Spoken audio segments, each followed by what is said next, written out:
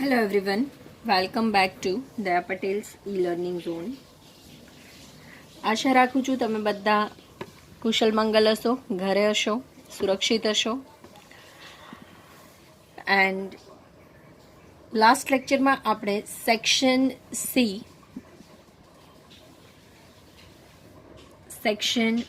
C એના દાખલા number 5 સુધી આપણે જોઈ લીધું હતું. તો હવે આપણે સમ નંબર 6 થી સ્ટાર્ટ કરીએ. નાના નાના सम्स છે પણ બહુ જ ટ્રિકી છે, તમારે ધ્યાનથી ભણવા પડશે. જો ધ્યાનથી નહીં ભણો તો પાછળથી પ્રોબ્લેમ થઈ શકે છે. વાંચો દાખલા નંબર 6. કંઈક આ રીતે આપેલો છે કે જો વાયની એક્સ પરની નિયત સંબંધ રેખા પરનો નિયત સંબંધાંક 0.6 હોય. તમને ખબર છે કે નિયત સંબંધાંક કોને કહેવાય? નિયત સંબંધાંક એટલે શું? તો કે બી આપેલો છે. કેટલો? તો કે 0.6.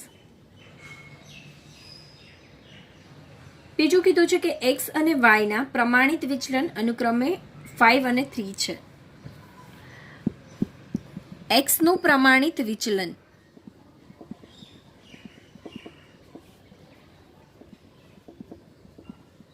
એને કહેવાય SX અને વાયનું પ્રમાણિત વિચલન એને કહેવાય SY. તો SX તમને આપેલું છે 5 અને SY તમને આપેલું છે 3.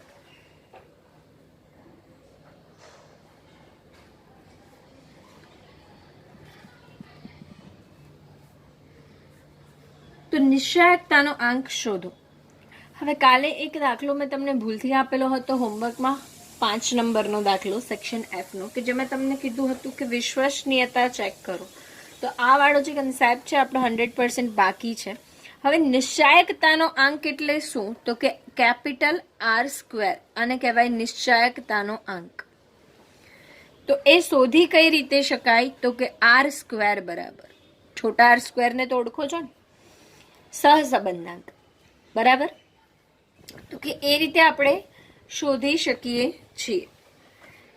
તો અહીંયા બી નું એક સૂત્ર હતું, યાદ કરો કે બી બરાબર R into SY upon SX હતું ને. બસ, તો આ જ સૂત્રની અંદરથી આપણે R શોધી લઈશું, કેમ કે બી આપણી પાસે છે જ 0.6. R આપણી પાસે નથી. SY 3 અને 5 આ સામે મલ્ટીપ્લાય થઈ જશે એટલે R બરાબર 0.6. આ અહીંયા મલ્ટીપ્લાય થયું એટલે ગુણ્યા 5, અહીંયા ભાગાકારમાં જશે, ડિવાઈડ બાય 3. R બરાબર 3/3 એટલે R બરાબર 1. આપણને કીધું છે નિશ્ચાયકતાનો આંક. નિશ્ચાયકતાનો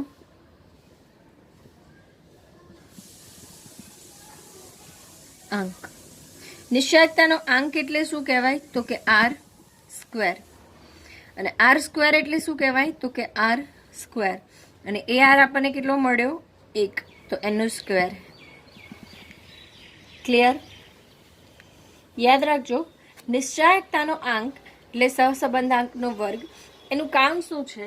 તો કે અહીંયા નિશ્ચાયકતાના આંક વડે આપણે એ માહિતી મેળવી શકીશું કે આપણે જે પણ નિયત સંબંધ રેખા મેળવી છે એ કેટલી વિશ્વસનીય છે, કેટલી સચોટ છે, એ વિશેની માહિતી આપણે મેળવી શકીએ છીએ. ક્લિયર? Sum number 7.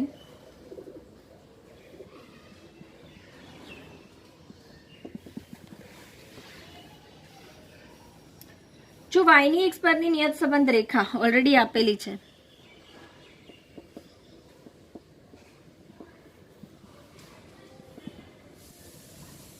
અને covariance of x and Y એટલે કે સહવિચરણ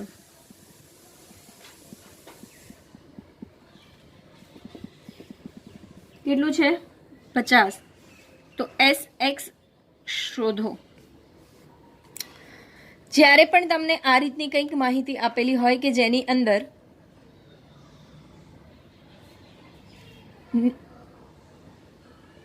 નિયત સંબંધ રેખા ઓલરેડી આપેલી હોય તો એમાં તમારે શું કરવાનું, તો કે પહેલાં તો એ અને બીની કિંમતો લખી દેવાની. તો કે અહીંયા એ બરાબર આપેલું છે 35 અને બી બરાબર આપેલું છે 2. હવે તમને એડિશનલ 2 કિંમતો મળી ગઈ છે. હવે આઈડિયા કરો કે કઈ રીતે તમે એસએક્સ શોધશો. બોલો, આવે છે કોઈ આઈડિયા? યાદ કરો, બીનું એક સૂત્ર હતું કે જેમાં કોવેરિયન્સ હતો. B is equals to covariance of x and y upon s x નો સ્ક્વેર. r નું સૂત્ર હતું covariance of x and y upon sx into sy. તો અહીંયા sx નો સ્ક્વેર થઈ ગયો અને sy વાળું પદ નીકળી ગયું. b આપેલું છે 2, covariance 50, s સ્ક્વેર x ત્યાં જાય એટલે s સ્ક્વેર x બરાબર 50 ભાગ્યા 2 એટલે s સ્ક્વેર x બરાબર 25 અને માટે s x બરાબર 5. બોલો, 5 આવશે કે પ્લસ ઓર માઇનસ 5 આવશે? 5 જ આવશે. કેમ? તો કે પ્રમાણિત વિચલન ક્યારેય નેગેટિવ હોઈ શકતું નથી. સમજ પડી? પ્રમાણિત વિચલન ક્યારેય નેગેટિવ હોઈ શકતું નથી કેમ કે એના સૂત્રમાં તમે x માઇનસ એક્સ બારના સ્ક્વેરનો ઉપયોગ કરો છો. યાદ છે? ના ભાઈ ના, અમે 11માં ક્યાં કાંઈ ભણ્યા જ છીએ સ્ટેટમાં, નહીં? આવું હતું, under route sigma x minus x બારનો સ્ક્વેર. અને કોઈનો બી સ્ક્વેર હોય એટલે કોઈ દિવસ માઇનસમાં ના આવે. સમજ પડી? અને એટલા માટે તમારો એસએક્સ કોઈ દિવસ માઇનસમાં નહીં હોય. ખાસ ધ્યાન રાખજો, અહીંયા પ્લસ ઓર માઇનસ નહીં લખતા. બરાબર? ડન? ચલો ત્યારે આગળ વધું. સમ નંબર 8. સમ નંબર 8 શું કહે છે? તો કે અગાઉના પ્રશ્ન નંબર 7માં આપેલી નિયત સંબંધ રેખા માટે કઈ નિયત સંબંધ રેખા હતી? તો કે y cap is equals to 35 plus 2x. માટે y ની કિંમતમાં 10 એકમો વધારવા હોય તો x ની કિંમતમાં કેટલો વધારો કરવો પડે? જો y માં 10 એકમ વધારવા હોય તો x માં કેટલો વધારો કરવો પડે? હવે અહીંયા b બરાબર શું આપેલું છે? તો કે 2. આનું અર્થઘટન શું થાય? તો કે x માં 1 એકમ વધે તો y માં કેટલા એકમ વધશે? 2. બરાબર? તો જો y માં તમારે 10 વધારવા હોય તો x માં કેટલા વધારવા પડે? 5. સમજ પડી? આ બધું જ તમારી સમજૂતી છે, લખવાની નથી તમારે. ચોપડામાં લખજો પણ પરીક્ષામાં નહીં લખવાની. જવાબ કઈ રીતે લખવાનો? તો કે જવાબ b બરાબર 2 છે. b બરાબર 2 છે, જે દર્શાવે છે કે x ની કિંમત કરતા y ની કિંમતમાં વધારો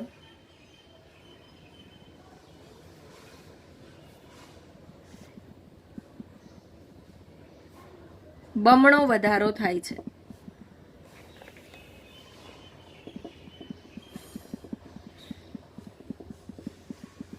માટે જો y માં 10 એકમ વધારવા હોય તો x માં 5 એકમ નો વધારો કરવો પડે.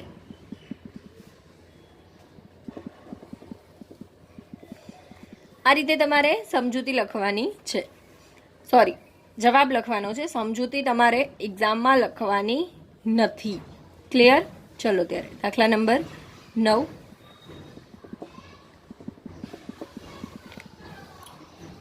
જો x બાર બરાબર 10,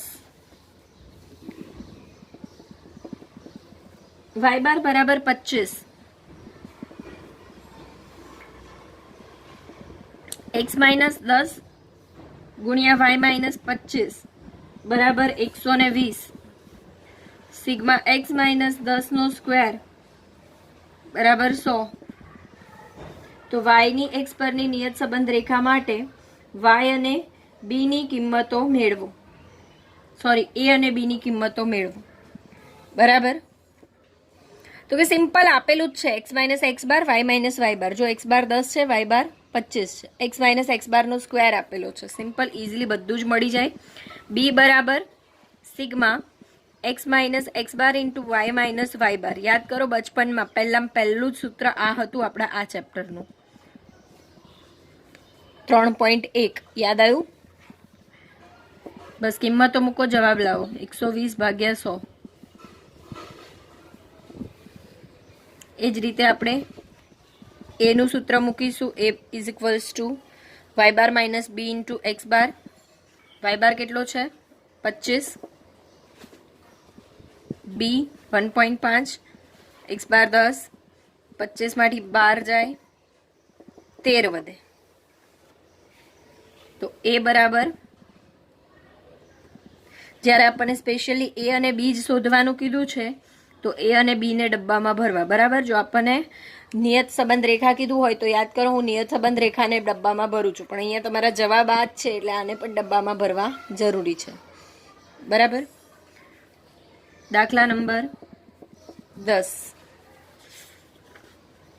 દાખલા નંબર 10 શું કહે છે તો વાંચો કે નિયત સંબંધ રેખાના એક અભ્યાસમાંથી મળતી માહિતીમાં, જો આ મોસ્ટ આઈએમપી દાખલો છે ભાઈ, byx બરાબર 0.75, byx બરાબર 0.75, u બરાબર કીધું છે. u મેળવતી વખતે તમે શું કર્યું તો કે 6 વડે ગુણ્યું છે અને x માંથી શું બાદ કર્યું? 20 બાદ કર્યા. બરાબર. અને v ને પણ તમે 2 વડે ગુણ્યું છે, y માઇનસ 15, અને એને 2 વડે ગુણીને તમે v મેળવ્યો છે. હવે તમને ખબર છે કે જે bvu આવે, આપણે bvu શોધવાનું કીધું છે, તો સરખો નહીં આવે. જો આ ખાલી 6 અને આ 2 ના હોત ને તો bvu અને byx બંને કેવો રહે? સરખો. પણ અહીંયા અલગ અલગ રહેશે. અહીંયા તમારો cx કેટલો છે તો કે 1/6. સાચું ને? આને ડિવાઈડમાં 1/6 હતા એટલે 6 ઉપર જઈને મલ્ટીપ્લાય થઈ ગયા. સમજાયું? આગળ કીધું તો મેં આવું કરવાનું કારણ કેમ કે આપણી પાસે સૂત્રમાં ગુણ્યા શેનાથી ને એનું કોઈ જ રીત નથી, એટલે શેનાથી ભાગ્યા એ જ આપણે સૂત્રમાં પાછા ગુણીએ છીએ. એટલે તમારે cx અને cy કેટલું લેવાનું છે?